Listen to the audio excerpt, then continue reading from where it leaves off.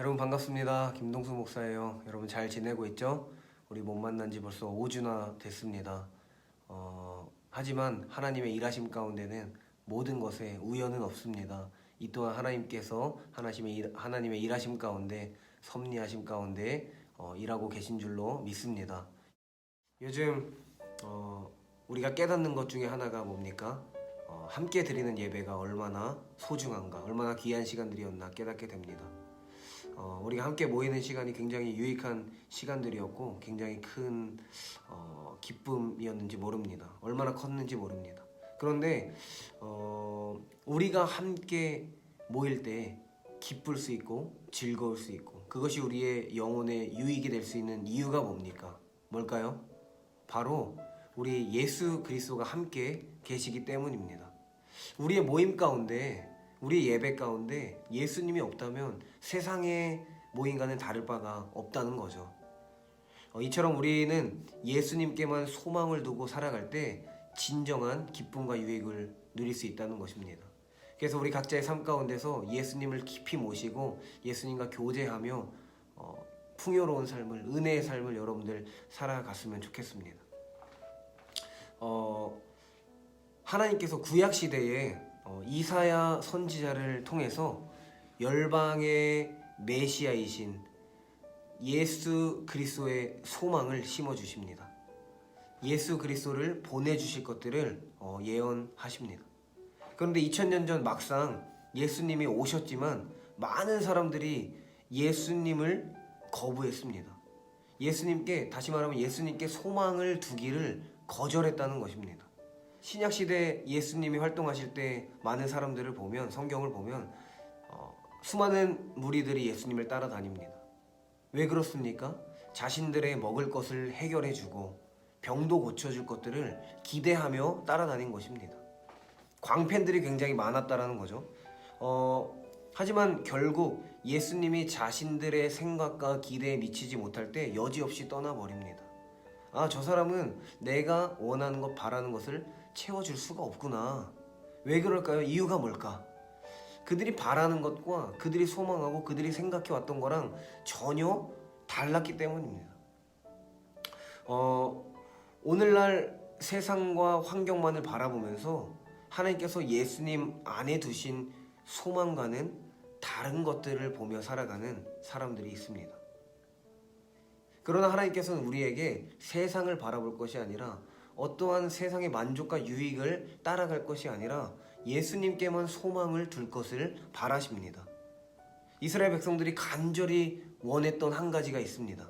그것이 뭘까요? 여러분들 성경을 계속 보면 알지만 이들은 왕을 원합니다. 메시아입니다. 다시 말하면 그들을 구원해 줄 자가 필요했던 것입니다. 이스라엘 역사를 보면 2대 왕이었던 다윗을 제외하면 편한 날을 누렸던 역사가 별로 없습니다. 거의 없습니다. 늘 힘들고 어려웠습니다. 그래서 그들은 늘 자신을 구원해 줄 메시아를 원했던 거죠. 다윗 왕과 같은 로마의 압제에서부터 구원해 줄 메시아를 고대하며 살아왔습니다. 그런데 예수님이 이 땅에 오시기 전 로마의 압제가 더 심해지면서 이스라엘 백성들에게 그 갈망이 더 커졌어요. 하루속히 메시아가 오기를, 빨리 우리를 구원해줄 왕이 오기를 기대했습니다. 그것을 기대하면서 살기 위해 몸부림치고 여러 가지 방법으로 절망의 상황들을 이겨내며 애썼습니다. 그리고 마침내 하나님께서 그들이 그토록 고대하고 원하던 메시아, 하나님의 아들이신 예수 그리스도를 이 땅에 보내주십니다. 약속하신 대로 이사야 선지자를 통해서 약속하셨던 대로 소망을 선물하신 거예요. 이새의 뿌리 곧 다윗 왕의 자손 중에서 열방을 다스릴 이가 일어나고 열방이 그에게 소망을 둔다라는 것입니다. 이 말한 대로 열방을 다스리는 아들 예수 그리스도가 등장합니다.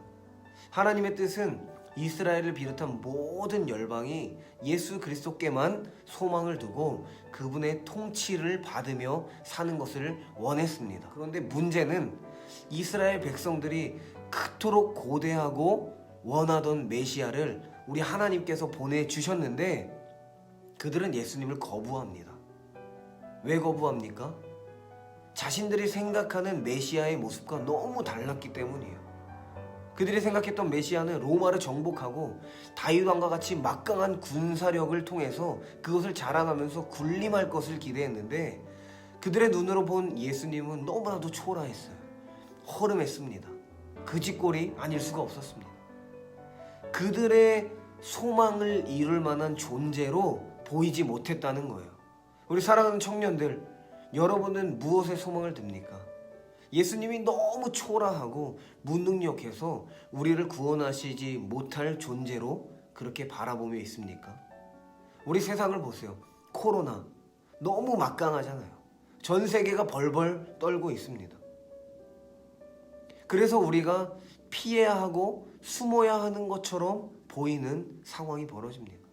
그런데 여러분들 그렇지가 않습니다. 예수님이 정말 연약한 분이 아니십니다. 예수님은 강한 분이십니다. 예수님이 전부라는 거예요. 예수님은 우리의 소망이십니다. 하나님은 그분을 통치자로 보내셨어요. 소망이신 예수님, 하나밖에 없는 아들을 통치자로 보내신 거예요. 여러분, 통치자의 손에 모든 것이 달린 줄로 믿습니다. 코로나도 신천지도 다 하나님 손 안에 있다는 거예요. 이것을 믿고 하나님 앞에 무릎 꿇며 기도하며 살아가야 하는 것이 우리 삶의 모습입니다.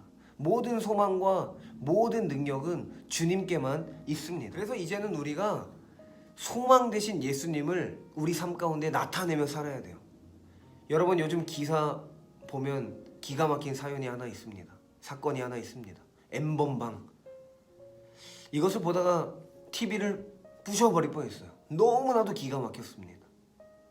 이런 거 보면 여러분들 어떤 생각이 듭니까? 이 땅에 소망이 있나 싶을 정도로 가관도 아닙니다. 우리 사랑하는 청년들, 세상을 바라보면 소망이 없습니다. 얼마나 악합니까? 얼마나 죄가 많습니까? 우리도 얼마나 수없이 많이 무너지고 넘어집니까? 왜 그렇습니까?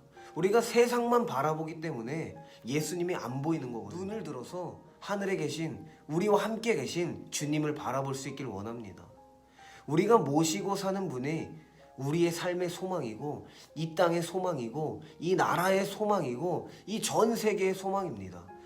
그리고 우리가 그 소망이신 예수님의 제자들이고 자녀들입니다. 다시 말하면 우리가 소망 덩어리라는 거예요. 소망의 자녀들이라는 거예요. 우리가, 여러분들이 소망 덩어리라면 이 땅엔 소망이 있습니다. 코로나로 시끄럽고 N번방과 같은 쓰레기 같은 그런 일들이 벌어져도 우리가 믿는 예수님, 그분과 함께하고 그분의 자녀인 우리가 소망 덩어리로 살아간다면 이 땅에 소망이 넘쳐나는 거예요. 이제는 우리가 예수 그리스도의 살아계심을 보여주면서 세상과는 다름을 나타내며 살아야 된다는 것입니다. 소망은 세상에 어떠함에 있는 것이 아니라, 강력한 무기에 있는 것이 아니라, 강력한 의료 기술에 있는 것이 아니라 예수님께 있다라는 것입니다. 우리가 살아가면서 세상과 다름을 이제 보여줘야 됩니다. 열방을 다스릴 이가 일어나고 열방이 그에게 소망을 둔다. 이 말씀 붙잡고 승리했으면 좋겠습니다. 어떤 인터넷 글에서 본 내용입니다. 이 이야기하고 마치겠습니다. 2차 세계대전 때 독일의 어느 지하 감옥에 전쟁 포로로 갇혀있던 한 사람이 쓴 것으로 추정됩니다. 태양이 구름에 가려 햇빛을 볼 수 없을 때도 나는 태양이 있음을 믿는다.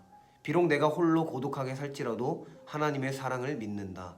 비록 하나님이 침묵하고 계실 때에도 나는 하나님을 굳게 믿는다. 감옥과 같은 절망의 상태라도 하나님은 여전히 살아계십니다. 그리고 여전히 우리의 소망이 되십니다. 코로나의 아픔으로부터, 여러 삶의 문제로부터 우리가 살고 여전히 우리에게 소망이 있음은 하나님께서 우리에게 예수 그리스도를 보내주셨고 소망이신 그분이 우리와 함께 하기 때문입니다. 우리의 소망을 예수님께 들 때 아픔들이 떠나갈 줄로 믿습니다. 한 주간도 이 말씀 가지고 여러분들에게 질문하면서 나의 소망이 어디에 있었나, 내가 무엇에 소망을 두고 있었나 돌아보며 승리하는 여러분들 될 수 있기를 바랍니다. 화이팅! 승리합시다. 화이팅!